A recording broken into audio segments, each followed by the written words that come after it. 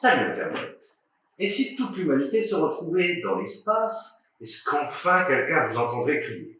C'est la question qu'on va se poser aujourd'hui en parlant de Frontier, la nouvelle bande dessinée du prodigieux Guillaume Saint-Jean.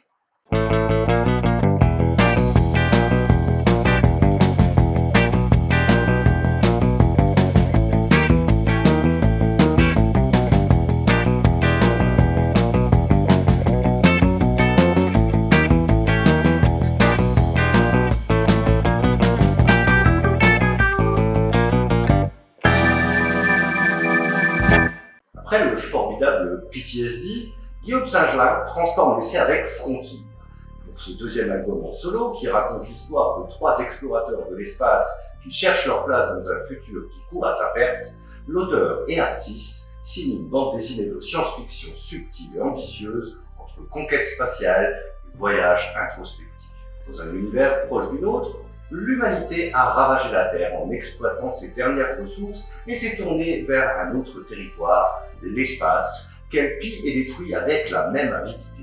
La conquête spatiale a perdu toute sa splendeur, tout son mystère. Elle ne représente plus qu'un enjeu économique et énergétique que se disputent des corporations pour prendre le contrôle des ressources et des planètes qu'elles colonisent et terraforment pour poursuivre leur expansion effrénée. Tandis que des grands groupes industriels s'enrichissent en exploitant débris, minerais et toutes les ressources spatiales possibles jusqu'à l'épuisement, le quotidien des petites gens qui habitent les stations orbitales se résume à un travail ingrat et une capsule étriquée parmi des centaines d'autres. Dans cette ruée vers l'or des étoiles, le scénario suit le parcours de trois personnages.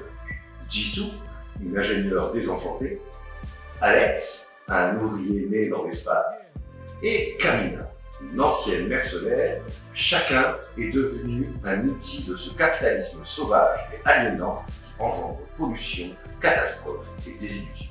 Nourri de mille influences, Guillaume Saint-Jean met en scène un monde futuriste aussi dense que fascinant qui puise son inspiration dans différents genres, concepts et supports, du western au manga, en passant par le jeu vidéo, la télévision ou le cinéma.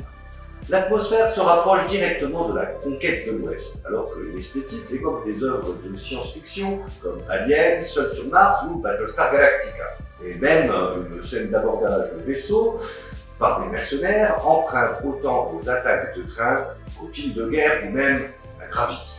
Assumant pleinement toutes ces références et citations, l'auteur et artiste parvient cependant à renouveler cette vision familière de la science-fiction avec ses mignons petits personnages et sa patte graphique bien particulière entre franco-belge, comics et manga qui apporte instantanément un aspect toucheux et lumineux à son trio et à son histoire.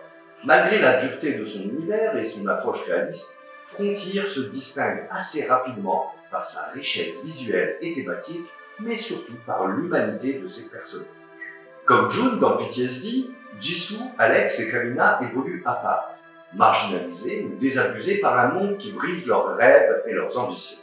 Tandis qu'ils prennent peu à peu conscience de la vacuité de leur existence et des injustices de leur société, ces trois personnages décident d'abandonner leurs conditions et de se libérer de ce système oppressant et cruel qui les étouffe pour partir en quête d'une nouvelle vie, d'un autre idéal.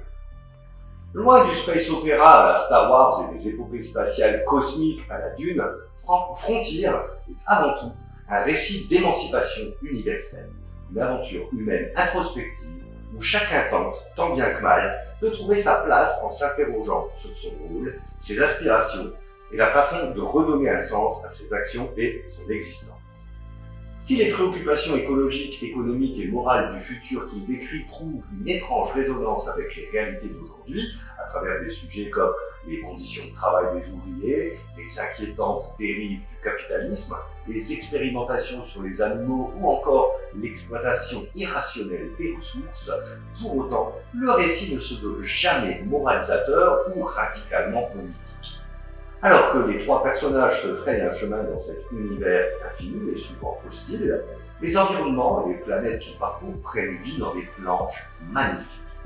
Et à l'inverse des décors froids, labyrinthiques et désincarnés des stations spatiales, les paysages naturels sont des respirations délicates. des moments intimistes, tranquilles et sublimes où les personnages se rapprochent les uns des autres et se reconnectent avec qui ils sont. Un voyage à pied, ouvertement inspiré du jeu vidéo Death Stranding, sur une planète un peu minerve, s'étale ainsi sur plusieurs pages dans une atmosphère contemplative à la fois mélancolique et poétique qui se retrouve également dans les liens que développent Jisoo, Alex et Kamina à mesure qu'ils avancent côte à côte.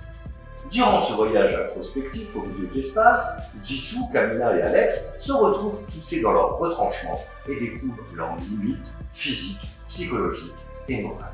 Mais plutôt que d'appeler à les repousser pour accomplir leur but, Frontier raconte pourquoi il faut les accepter en faisant preuve de résilience, de bienveillance, de respect.